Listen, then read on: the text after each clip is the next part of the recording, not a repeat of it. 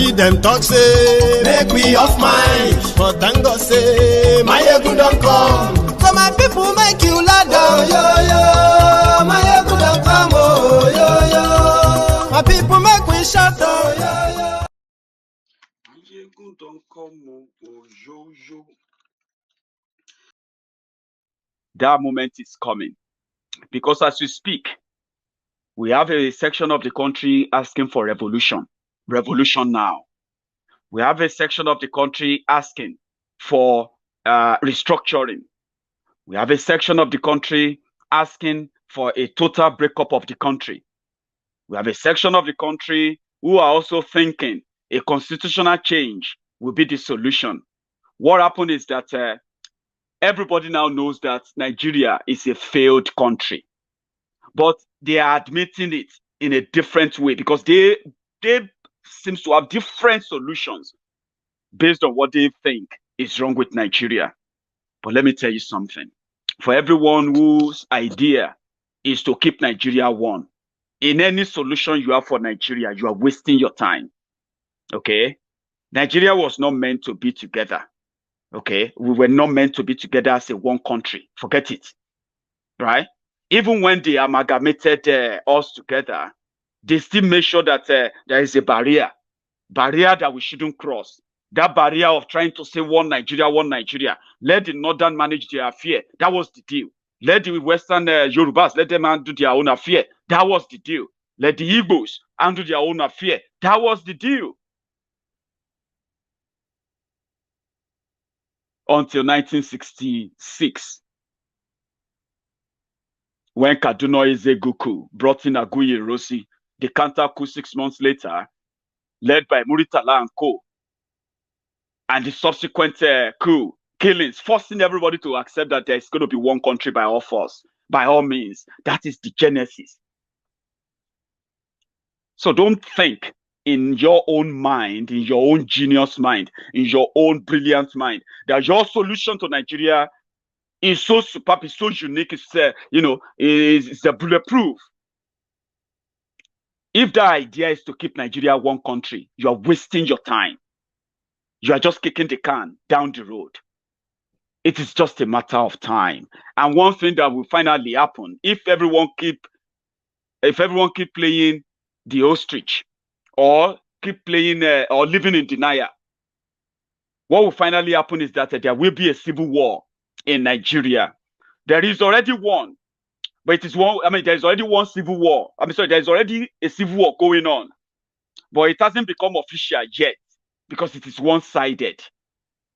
In Igbo land, as we speak, the ESN in Biafra land, they are already up in arms against those they believe that are invaders, the Fulani terrorists, killing the people in the eastern part of the country. They are already up in arms against them. Before now, it was one-sided. One-sided war. Fulani will come to your area, ransack your village, kill your people, burn your village, burn down the village, and tell you never to return to that village again. It has always been one-sided. They have met little or no resistance from the locals until now. Now, this is what will make it a civil war. The civil war there will mean, as long as Nigerian army continue to lie to the people that the reason why they can't go after the bandits and the terrorists is because they have human shield, people they have kidnapped, or they have this or that. The people know the terrorists. They know where they are. The communities who have become victims of theirs, especially in the southern Nigeria, they know where they are. We will go after them. That's the right thing to do. So we know that once you do, like they are doing to the ESN in Biafra land, as you are watching this video, the Biafrans came together, right?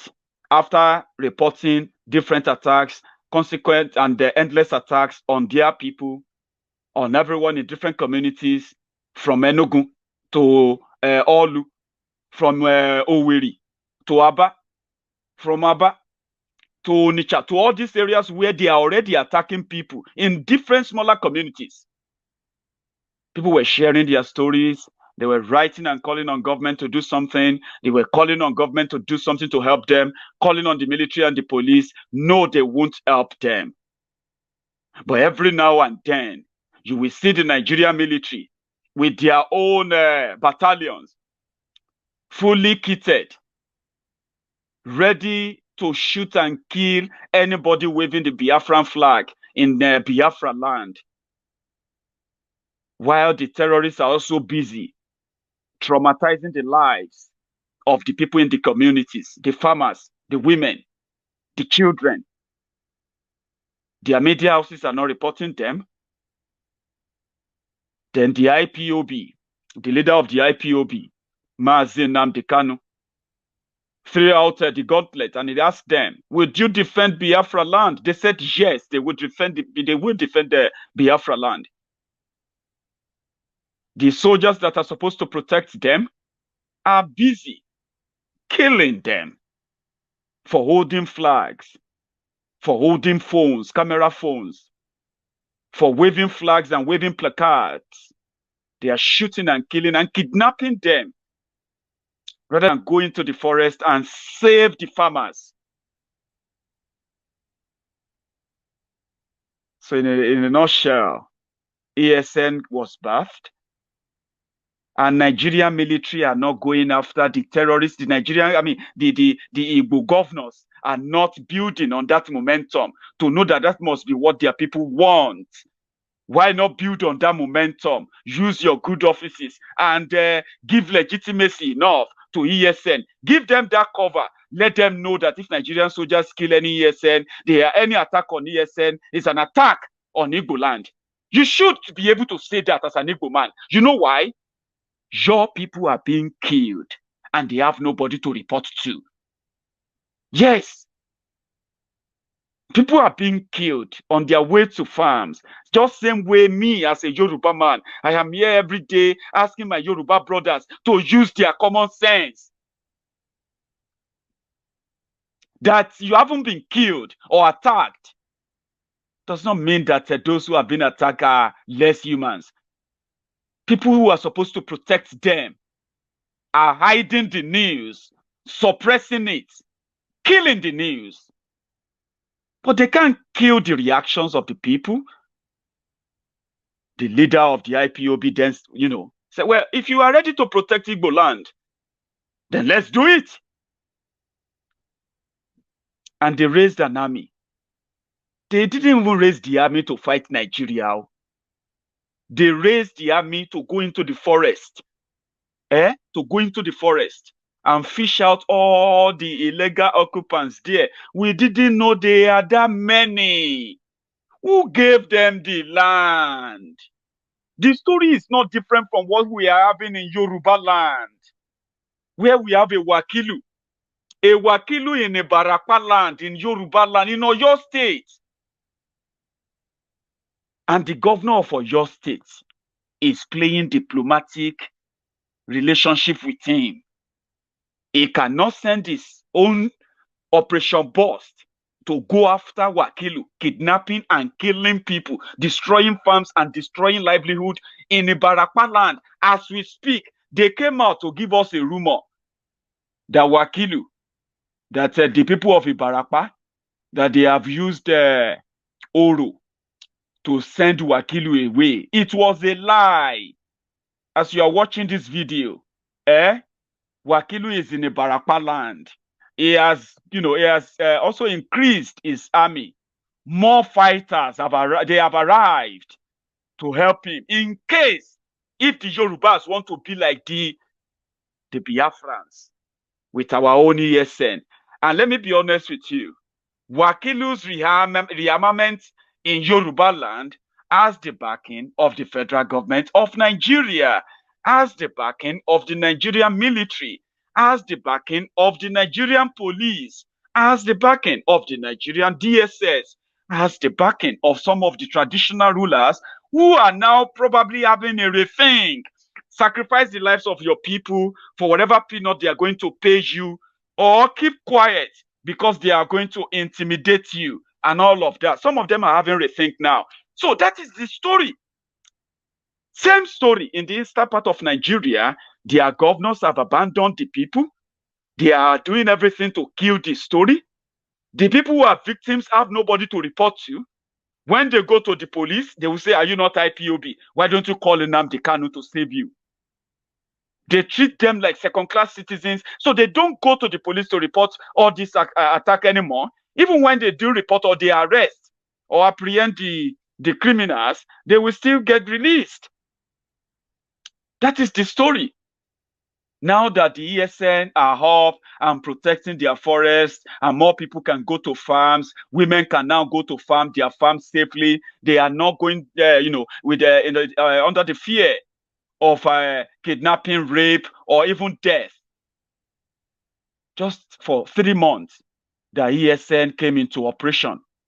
ESN did not receive the blessing of the governors of the eastern Nigeria. Rather, they have increased their attack on their own fellow brothers and sisters, their own fellow Igbos, for political profits, political profits. So the people who are now against ESN, who are intending to protect their own region and territory, are the same people who failed to protect the people, the government. So think very well before you completely disagree with Nnamdi Kanu when it comes to the action of the ESN. Our situation is coming to the same in Yoruba land. That is the picture of a failed country. Even in Igbo land, where you have Igbo policemen, Igbo soldiers, Igbo guys who are working in security outfit and all of that, they are working against their own people, hunting their own people down to be killed for the sake of Nigeria. Meanwhile, the people who are killing the people or kidnapping the people, raping and killing women in Igbo land, no single of them has been arrested, prosecuted, or jailed. Think about that. In Yoruba land, they came up with Amotekun. Do you know why we started Amotekun? It was because Yorubas knew then that we are no longer safe in the hands of the police, this military, the DSS, and partly the federal government. In fact, the federal government of Nigeria. Why do you think the campaign, the request, or let me say the agitation now for state police is gaining momentum? Is because it is a gradual process where people will say, why are we even part of Nigeria again? Since we provide our own electricity, we provide our own police, we guide our own border and protect our own people. What is the essence of being part of Nigeria? A restructured Nigeria is a country that is tilting towards final breakup. Nigeria is going to break up. This has nothing to do with prayer. Please, God, don't break up Nigeria, or God, break up Nigeria. It is not God that will make that happen. Nigeria is destined to break. And that is the reason why they have been rejecting restructuring, and they have been making billions of money using that line, restructuring. When you see a Yoruba politician, even a Yoruba non-politician, and he start talking about restructuring, tell him he has no clue of what he is talking about. A restructured Nigeria, to start with, will cease any kind of interference in the affairs of each region. Anything that still gives any control to any federal government in Nigeria, trust me, will never be accepted as a restructured Nigeria. A restructured Nigeria comes with this: control your resources, control your own affair, do your life as you want time, and if you like, pay some percentage of your money to the center to feed some goats that will be interested in just sitting around and claim to be representative of Nigeria. That is a restructured Nigeria. A restructured Nigeria means there will be no Zamfara state collecting allocation from Abuja. There will be no Abuja allocation anymore. Abuja allocation will now be like a NGO where NGO will just come to your state and say, oh, federal funding. Okay, federal funding on education. Do you get that now? Zamfara will not share River State oil money anymore. Zamfara can go and build the Institute of Banditry. Okay? Kidnap your people, collect ransom, recycle the money. That will be your destiny. No shishi will be shared to any state anymore. You have to go and work hard. If you want to be governor, if you want to build a government, you have to go and work hard for something that will make your people probably survive. A restructured Nigeria is a what do you call it? It's a divided Nigeria, which they are so scared to admit. Nigeria is going to break up. It is not a prayer. It is not a request. It is destined to break up. What they are doing so far is just laying the foundation for the eventual breakup of Nigeria. Okay, so they gave us Amotekun. Amotekun was because we knew that the military cannot protect our farmers. We knew that the police cannot protect our farmers. Instead of the federal government to protect us in Yoruba land, they were asking us for us to have peace. So then we must give land to terrorists, or you can just kiss your peace life goodbye. And we are like, okay, if that is the case, we'll protect ourselves. Iro. That is it. For those who gave us Amotekun, Amotekun was meant to be, let me tell you this. There was no reason for Amotekun other than the increasing attacks on different communities across Yoruba land, the increasing attacks of Fulani terrorists. Okay? That was what prompted Amotekun. Amotekun is a Yoruba security agenda that has already been in the Yoruba agenda of Dawn. For those of you who actually know about Dawn, for securing Yoruba land, Dawn proposed that Yoruba should have our own security outfit, where those that will be recruited will speak Yoruba.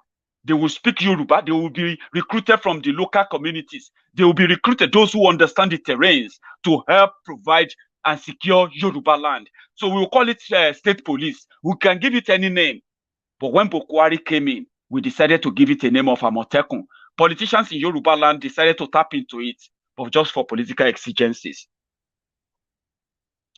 They were supposed to be recruiting in thousands, hundreds of thousands of young Yorubas right now, because that is what the Fulani terrorists did. You see all these criminals parading themselves as Fulani governors in the northern Nigeria. They are terrorist enablers. Before the election in 2015, El Rufaya of Kaduna, the Kaduna Little Finger, publicly admitted that if you kill the Fulani, it's a debt that you are going to pay, even if it takes 100 years, right? He also said, after they came to power, he said, he traveled all around Africa, West Africa in particular, to go and tell the Fulanis that they are welcome to Nigeria. They are welcome to Kaduna State because their brother is now in power. I have the video in case if you think I'm just making that up. El-Rufai said they have the right to come back to Nigeria because their brother is now in power. Bauchi State Governor Bala Muhammad came out and he said, a Fulani man, every Fulani man from any part of Africa is a Nigerian, because we have brothers all over Africa. We have cousins, we have nephews, we have people all over Africa who are Fulanis. So if they come to Nigeria, they are Nigerians. They can pick up they can pick up your passport. They can do all of that. So before the election, they told these guys to start coming to Nigeria. There is no provision for them. There is no economic provision for them. No, nothing, absolute nothing. But they said they should come because the plan was that they could unleash them on the people and say, you see, the reason why we can't do anything for you is because the people in power, they are infidels, using religion, which they actually used. Gumi traveled to go and see bandits in Zamfara. When they got there, he told them on camera. Gumi said, when the bandits told him the reason why they are kidnapping and killing people, they said their people were killed in 2014. The Nigerian army killed 300 of their people, women and children. No name, no nothing, no. And that is why. And also that the Nigerian army are fond of killing them, the Fulanis. They are talking about the bandits, terrorists with guns. They said the Nigerian army are fond of killing them. Gumi told them that, no, you are wrong. It is not, you see, the Nigerian soldiers that are killing you, those ones are not Nigerian soldiers. They are Christian soldiers from southern Nigeria. They are Christians. That's why they are killing you. There will never be any Muslim soldier, any Nigerian soldier that will kill you. You see those ones that are killing you? They are Christians. You see, in your own reaction now, you have started kidnapping kidnapping children, kidnapping people, kidnapping women, raping women, killing them, innocent people. You see, just because Nigerian soldiers are killing you, but they are not Nigerian soldiers. They are Christian soldiers from southern Nigeria. Gumi said that. He said that. Nigerian army came out. Some people said that was not what he said. That was not what he said. Nigerian army came out and they said they were disappointed that Gumi was using religion to categorize Nigerian soldiers. Now, when the bandits, the terrorists, whenever they capture Nigerian soldiers, if you are a Christian, you will never go home. Because Gumi told them that you are the one killing them. If you're watching me right now as a Nigerian army, or Nigerian soldier, I believe you know what I'm talking about. Your formation, your Nigerian army responded to Gumi. So that's to tell you that, yes, Gumi said that to the bandits. And he came out to say they should be given amnesty. I mean, give them amnesty, make them free. So after 2015 election, when they couldn't provide for the criminals they brought to Nigeria, they are now out there killing, kidnapping. And the same Nigeria is now asking us to accept conditional peace. So in Yoruba land, we now found out that Amotekun na just a decoy. Our Amotekun, them be paper tiger. They can only bark. They cannot bite. The first time that Amotekun got involved in action to show us that indeed they are Amotekun of Yoruba land, they engaged Fulani terrorists in a Barapa area. 4 local government areas are currently under the control and command of Fulani terrorists. As a Yoruba man, let me tell you something.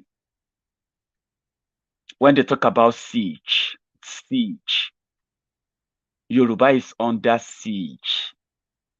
It hasn't just turned to war yet, because Yorubas haven't started fighting back.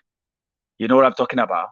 When people come to your land and they commit all this kind of crime, and they dare you to try and send them away, because they have the guns, they can do anything. They have the people in their different cells across Yoruba land. They can attack Lagos and burn Lagos down within 2 days. All of you, the Lagos Abobakus, the Agbero with broken bottles and all of that, you will run away when you see real guns. Even your MC Olueron, the Olueron of Lagos, everybody will run away when you see real terrorists. They are there in Lagos. In Ogun State, as we speak, many communities in Egua, many communities in Yewa North local government area of Ogun State, they have many of them are now living in IDP camp, refugee camps in Benin Republic. They haven't told you because it hasn't become a great news yet. You haven't shown interest yet. Don't worry, it's coming home. So many people are already saying my uncle's house was attacked. They kidnapped them and they are demanding for ransom. Many of you are already sharing your stories of the experiences of insecurity in Yoruba land. In Ondo State, over 6 local governments in Ondo State are currently in their forests. So forests that covered over 6 local government areas in Ondo State are currently occupied by terrorists. And they are telling Akeredolu, you cannot send us away. The last time Ondo Amotekun engaged the Fulani terrorists in Ondo, they killed about 4 of them, burned down 2 vehicles. So let me take you back to Oyo State. where this whole thing started, where the alarm bell started ringing, when the kidnapping in the Barapa area got to Sunday Igboho.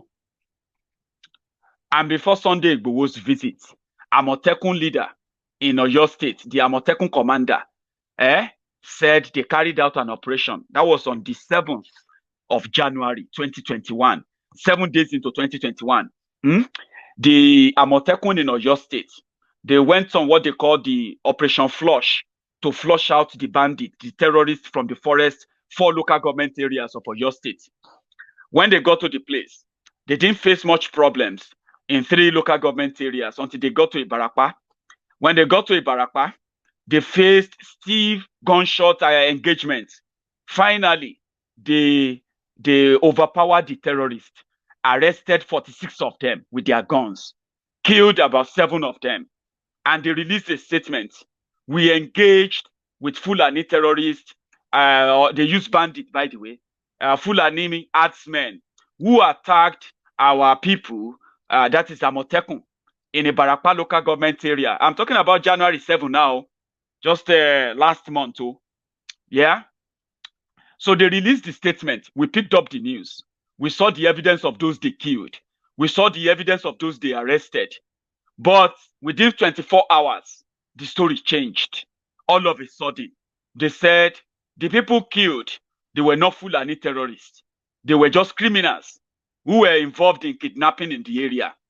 And the 48 people they arrested, they were not Fulani terrorists. They were vigilantes protecting security or providing security in Ibarapa land. 48 of them. So, 48 vigilantes, they saw Amotekun in their uniform and their convoy and everything. And they did not recognize Amotekun, that this Amotekun is from Oyo State. These vigilante people too, Amotekun didn't know that there are vigilantes in the area until they engaged in shootout, overpowered them, killed 7 of them, arrested 48, and then changed the story later that the 48 people they arrested were not arrested. They were, in fact, they were Fulani vigilantes. Do you know why? Because they have the Miyeti Allah ID card. There is a Miyeti Allah vigilante organization in Yoruba land. They have them in Ondo. They have them in Oyo. They have them in Ogun. They have them everywhere, but they are not visible. They are only carrying their own ID card until you encounter the terrorists. Once you arrest them, when you search them, you will see a Nigerian police ID card issued to them or Miyeti Allah Vigilante ID card issued to them. So this is the ID card, the license to kill that they walk about it. They walk about in Nigeria. Some boy, Sonny, you are an idiot. I just have to tell you. You actually got my attention, okay? Racism is when you think it is right to walk into, we call it trespassing, okay? There is no land that is free. You see all those lands you see everywhere. They don't belong to the government.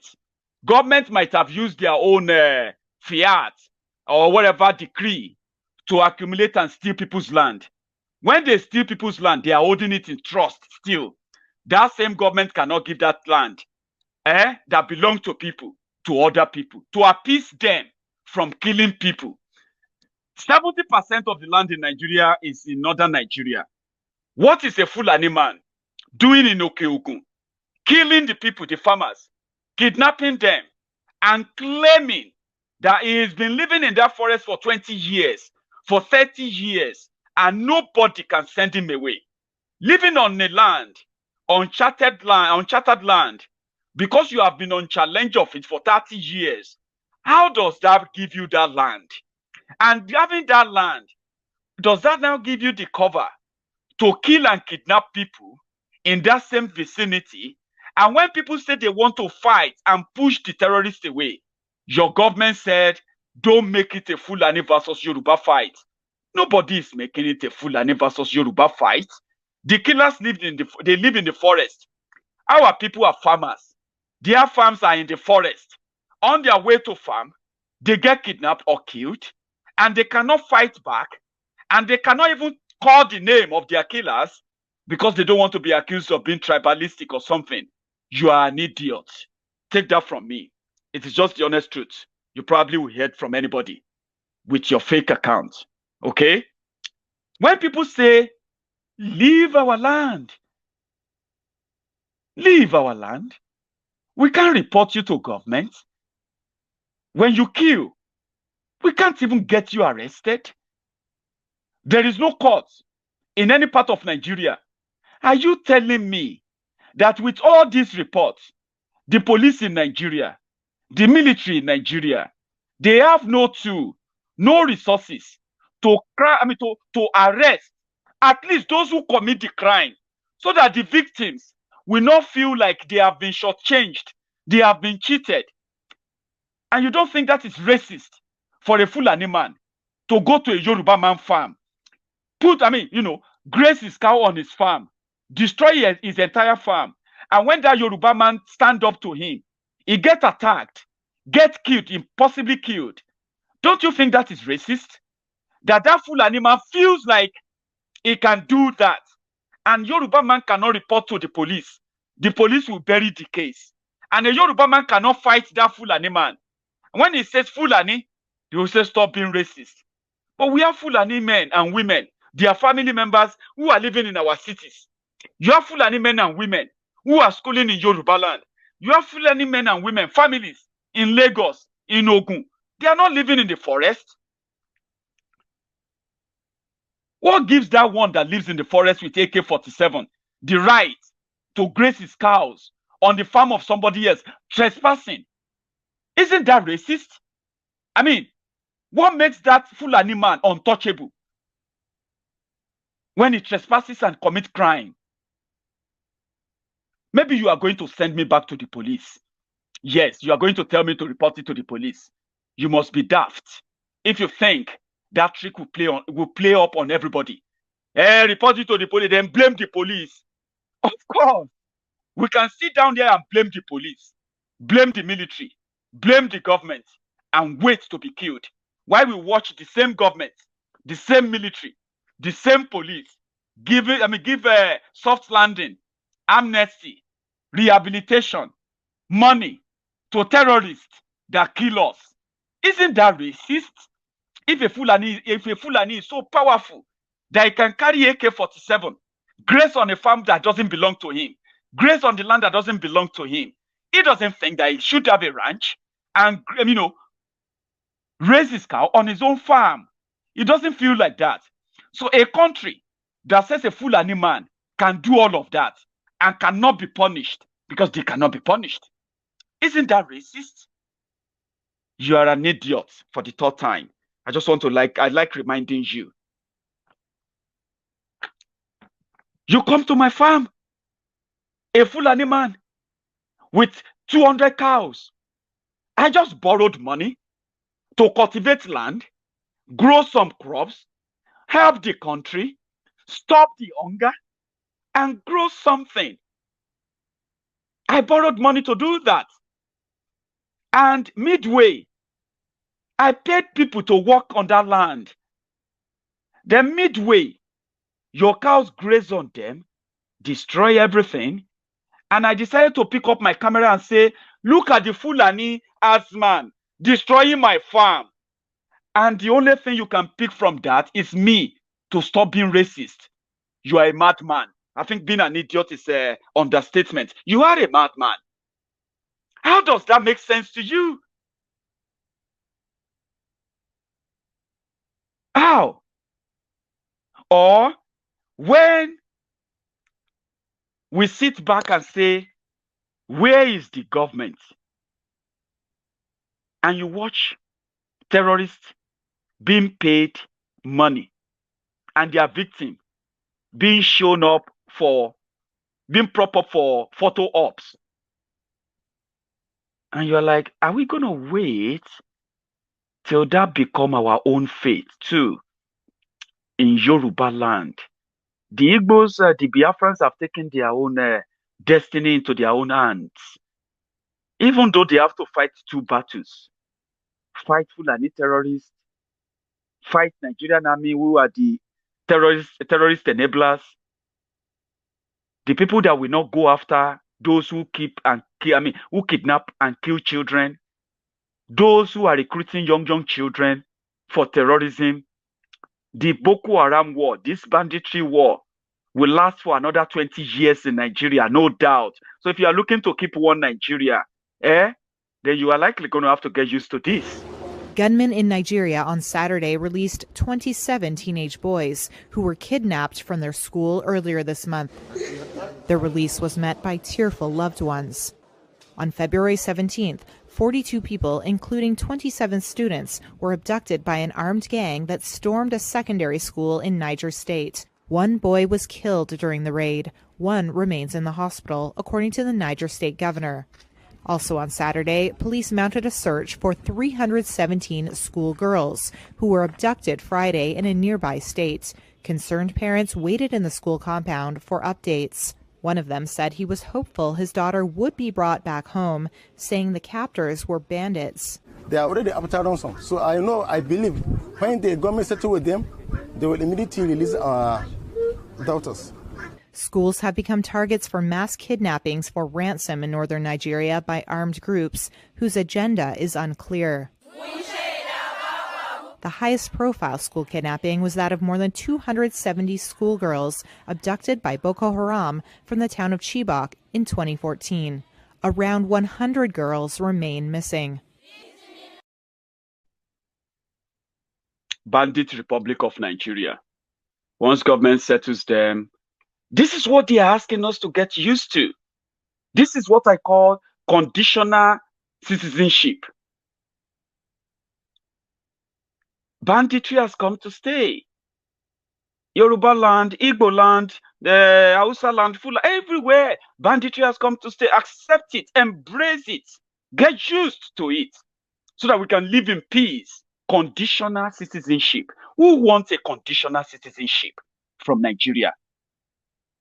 Definitely not me. I don't want any conditional citizenship. A conditional citizenship is where government who's supposed to protect you will ask you, your land or your life. Conditional citizenship. That is what Nigeria is offering our citizens. Offering our citizens now. Why should you settle for conditional citizenship? It is all up to you. It is solely up to you. With what they have done, and Amotekun crippled, just the story I was telling you about Amotekun in Yoruba land. Oyo state government denied that they engaged Fulani terrorists. That was the beginning. Oyo state started threatening people, warning people to watch what they say. Operation Bust, which is also in Oyo state, apart from police, military, DSS, everything. They have something called Operation Bust. Operation Bust cannot keep the people of Ibarapa land safe, not from Wakilu anyway, as we speak. But they had the audacity to go and stop Sunday Igboho from visiting the Yoruba leader, Pa Ayo Adebanjo in Lagos, or his visit to the Ààrẹ Ọ̀nà Kakanfò Ìbà Gani Adams in Lagos as well. This Seyi Makinde sent his Operation Bust to stop him. For what? So as they are plotting to arrest Sunday Igboho, I am so happy that the acceptance of the reality among the core Yorubas has gained so much ground. They know that except Yorubas have our own security outfit, that is modeled just like our own Agbekoya of old. Yorubas have been doing this before now. The political class cannot be trusted because they have compromised a lot. Lagos state government that is still going to face serious attack from Fulani terrorists in Lagos. If you are living in Lagos state, 2021, I don't wish you become victims because I have families in Lagos. But you know what the reality is today? Nobody is safe. Your Lagos state, watch out for it in 2021 with what they are coming with. After the Sunday Igboho's visit to Ibarapa, the denial of the Oyo state government of engaging Fulani terrorists, intimidation of Yoruba youth by the Yoruba governors, killing of the stories of the victims of the Yoruba victims of Fulani terrorism in Yoruba land. All of these are going to lead to Yoruba, the core Yorubas, the Omoluwabis. I'm not talking about the Omo Alis who are waiting for 2023 election. No, I'm not talking about them. They are watching me too. But if you are watching me and you are one of the Yoruba Omo Alis, I'm not talking to you, okay? You can spit your nonsense. You can spit your conspiracy theories and the rest of that. You can build your Eldorado on those falsehoods they have been given to you. If they don't kill you before the end of 2021, we have the people that are willing to save Yoruba land and protect the Nekampus like you. We have many, many of you, and we are not ashamed to tell the world about you. The foolish Yorubas, the greedy and selfish Yorubas, the self-centered Yorubas, young, old, criminal Yorubas, who want to continue to hold on to Nigeria, not because Nigeria is beneficial to Yoruba land, but because it is beneficial to them, to their families, to the empire they have built in the name of defending Yoruba land for the past decades. Okay? So I'm not talking to you. The day of reckoning is near. Whether you are in or out, when time comes, we will separate you from the real Yorubas. And that is why I said, even you will be protected in Yoruba land. So Yoruba will model this, and I'm so happy that is ongoing. So what is keeping Nigeria from declaring civil war right now is that the Yorubas, we have not started in large scale to flush out the criminals from our forest. We haven't started fully yet. We are not armed enough to do that. The Nigerian police, Nigerian government, before they approved Amotekun, they gave them condition that they cannot use AK-47. They even gave them condition that double barrel guns that they will be carrying, they cannot carry them all the time, except in emergency. So they disarm Amotekun before they launched Amotekun. Now we need the Yoruba security outfit that will carry AK-47 and every other, automatic rifles that will protect Yoruba land, that will ward off these criminals. I know that is ongoing on the ground, and I hope this 2021 will be that time that we will rekindle, we will reclaim the respect that Yoruba deserve in that contraption called Nigeria. And when I say respect, we will demand, yes, we will end that respect. We will take that respect from the criminals who believe that Nigeria unity is not negotiable. It will be negotiated again, okay? And finally, we will prove that Yoruba will stand on our own, and we will be pushed to do that. Whether they want that outcome, whether they don't want that outcome, the reality today is that Nigeria is tilting. Nigeria is at the cliff right now. One single toast.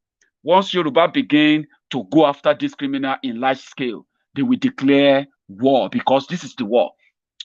They will likely want to send their soldiers to Yorubas to start, occupying our communities, our towns, sending their soldiers to harass our people. Same thing they are doing to the Biafrans in Igbo land right now, sending their soldiers there, sending their military to start bombing people, start arresting and targeting people, mass arrest of Yoruba sons and daughters to wheel them off to wherever they want to take them to. You see everything they are doing to the Biafrans right now, because Biafrans are standing up to defend themselves. Everything they are doing to them now, the moment they start doing that to us in Yoruba land, once they realize that indeed this generation of Yorubas are not going to listen to their criminal political leaders, compromised political leaders, they are going to go all out themselves and protect the land of their fathers, okay? Once they realize that, they will send their soldiers to Yoruba land, to occupy our land, to occupy everywhere from Ondo to Ekiti, from Ekiti to Oyo, from Oyo to Ogun, from everywhere you'll be seeing them. And they will be doing what they are doing to the Biafrans now. But here is the change. Here is what will be different, right? Yorubas will resist them. We will resist the Fulani terrorists. We will resist the Nigerian army that will come and protect the Fulani terrorists when that time comes.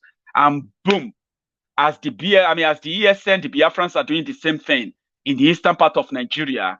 Let's now see how Nigeria will survive double civil war. You can't survive that. Last, today we have it in the news. that they continue to claim that they will shut down food to southern Nigeria. Some of you are not prepared.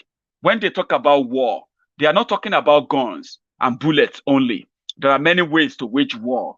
Part of the war they have waged on Yoruba land is called economic war. Our people are agriculture. I mean, there are people who are agriculturalists, yeah? Our people are into more farming, growing crop, cash crop food. Cash crops, food crops, and then helping our communities with our own food. Now, they send Fulani terrorists to Yoruba land to start destroying those farms. 500 million naira farm destroyed. 400 million naira farms destroyed. Farms being destroyed means that there will be famine in Yoruba land. Now that they are threatening everybody, you will not eat cow, we will not bring cows to the south again. We will not bring tomato, we will not bring onions, we will not bring all of these fruits, vegetables to the southern Nigeria. We will starve you to death because they have sent their killers to destroy your farms. So if you're not thinking about what is already going on, the reason why you are not calling it a war is because it is one-sided. That's why you are not calling it a war. It is one-sided, and they believe that they have the upper hand. So you would expect the government to change their narrative. But there is no government. That's the problem. There is no government. Everybody is on his own. You want to stay alive? Then you have to protect yourselves and all that is yours. There is no government coming to do anything. There's no president coming out to calm your nerve. If he speaks anything right now, he's going to say nonsense that's going to get you madder and madder. So what are you waiting for? Government, you are on your own. So when you now realize that even on security, you are on your own. There is no police, there is no soldier, there is no DSS coming to protect you. And if you say anything about it, their DSS will locate you within 24 hours. They will arrest you. But the same DSS will never locate those who are killing you. Think about that. So if they stop their food, if they stop their cow, they want you to come begging because they have destroyed your farms anyway. Yeah, they are destroying your farms every day. Many people have abandoned their farms in Yoruba land. Do you know that? In 2 years' time, Yorubas, if this whole thing should lead to total war, Yoruba land, we will struggle to feed our people. You know why? You will think, okay, let's grow food.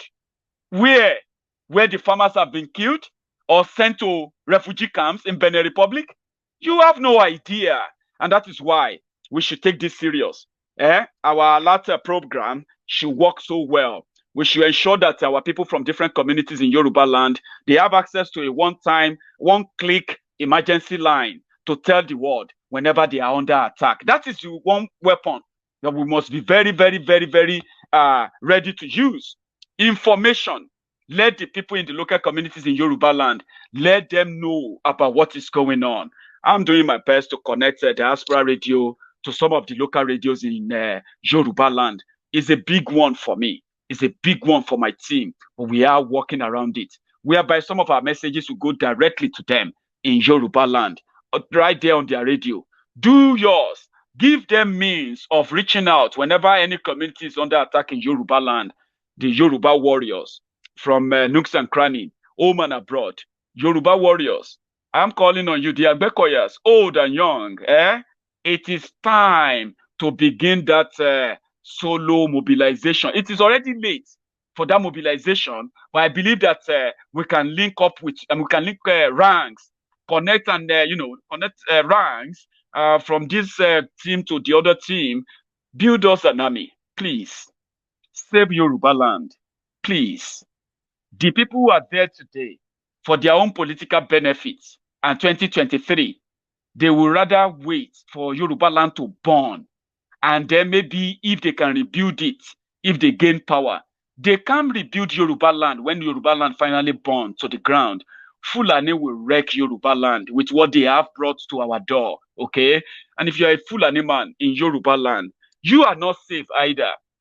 When they start the killing of civilians, it is only when this dust settles that they will say, who is this, who is that, how many people died? In Nigeria, we don't get good statistics of the good data of those who died of terrorism. They just give you number, 300, 150, when they begin the full assault on Yoruba land, they're going to attack the city. You have your children there. You have your family in Lagos. You have your family in different cities in Yoruba land. You are not living in the forest. Don't join those who think keeping those criminals in the forest, asking them to leave, is a war against you. If you join us, if you add your voice and demand that those terrorists should be apprehended, prosecuted, and jailed, if you support that, then you have nothing to worry about. If you are not a terrorist enabler, the time for emotional blackmail is gone. This generation will, we will beat all those blackmail. Like I tell you, like I do tell you, we will not stop talking about this. We will continue to encourage those who are doing the right thing. I'm so lucky. Some of you don't know that I know that I'm so lucky that I am prominent enough that I have people who actually make things happen, who listen to me, reasonable people, intelligent and well-connected people who sit back and say, Maiyegun, I agree with you. I agree with you, but we are so limited. Nigeria is messed up. We are messed up, Maiyegun. But they listen to me all the time. Do you know why I won't stop talking? Because they continue to listen to me until that spirit that will tell you to do it right. Break Nigeria up. Break Nigeria up. If you love Nigeria, break up Nigeria to save the lives of the people. Or else, nobody is safe.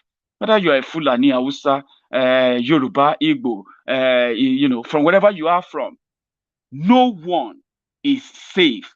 If you don't break up Nigeria, you don't love Nigeria.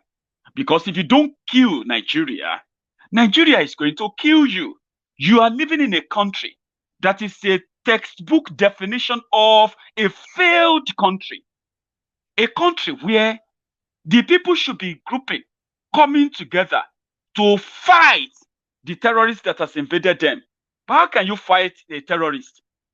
The terrorists that are invading you when they were invited, when they were guests of your politicians. Now they have turned it into a multi-billion-dollar industry. Kidnapping for money. Kidnapping for money. Kagara, the same Kagara they released these school children, the same Kagara, they have kidnapped another 30 people. Today, killed, God knows how many. The story is the same. They said they are going to release the Zamfara school girls. I think that is where I'm going to continue tonight because I have a lot to share. If you have the time, join me later tonight, but it's going to be on my YouTube channel. Yeah, it's always fun there.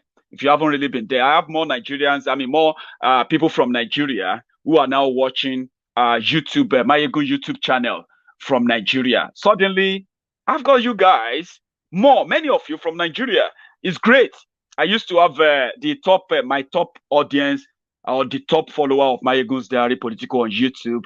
They are from the United States. They are the people who watch Maiyegun a lot. The next are the people in the UK, my own people here. Loads and loads of them love Maiyegun's Diary Politico. Then the people in Germany. So Nigeria suddenly took first. My viewers from Nigeria took first. So thank you. If you all, my friends on YouTube, on Facebook, are finally finding your way around the YouTube there, okay? It is better there. YouTube don't shut me out. They talk to me.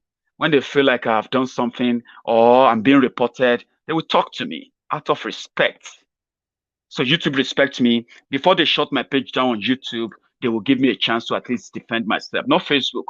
Facebook is useless. So if you're my friend on Facebook, go on to YouTube. It doesn't cost anything. The same data that you are using to watch Maiyegun on Facebook is the same data you are going to use if you want to watch Maiyegun on YouTube. So what's the difference? If you stay on Maiyegun's video for 1 hour, why can't you spend that same 1 hour on YouTube? There's no difference. Thank you very much. So you can do it now. Just search for Maiyegun's Diary Politico. See them talk say, make we off mind. But thank God say, Maiyegun don't come. So my people make you ladder. Yo, yo, Maiyegun don't come. Oh, yo.